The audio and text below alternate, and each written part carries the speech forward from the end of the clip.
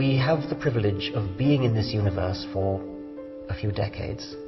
And during that time, it is an enormous privilege to be able to understand something about the universe in which we live, why we're here, why we were ever born, where we come from. And I think that is such a wonderful thing to be able to do, that I am hostile, I can get angry about competing accounts which seem to me to not encourage that kind of questioning, but instead to say, this is how it is, it's all written in the Holy Book, it was written 2,000 years ago, and that's the end of it. I think that deprives people. I think that is such a belittling, a demeaning view of the universe, and I think it's tragic that children are brought up with that when they could be brought up in a more open-minded way. So that's one reason for the anger. The other reason it is that I do think that faith, unsupported by evidence, is a lethal weapon. Well, it doesn't have to be, of course it doesn't have to be, but it can be.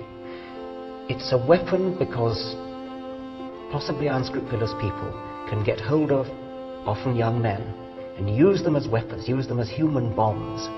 The only reason they can be deployed as human bombs is that they have been brought up from childhood onwards to believe implicitly, without question, that whatever the particular religion is, the details don't matter.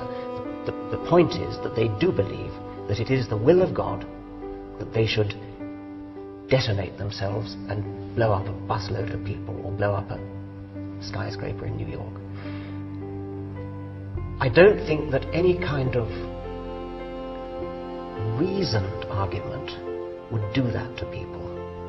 And so I believe that religion, religious faith, is an enormously powerful psychological weapon. It isn't always used for the bad, of course, but the fact that it can be used for the bad makes me want to cut it off at the roots, and at very least to stop the inculcation into children of the idea that there is something virtuous in faith.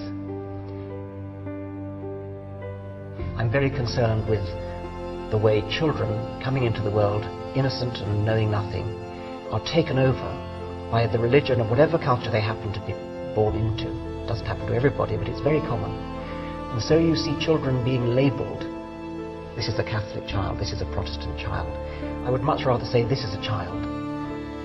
Perhaps you could say this is a child of Catholic parents, or this is a child of Protestant parents. But to tie a label around a tiny child, this is a Catholic child, when the child is clearly too young to know what it thinks about the transubstantiation, or whatever it is that differentiates Catholics from Protestants.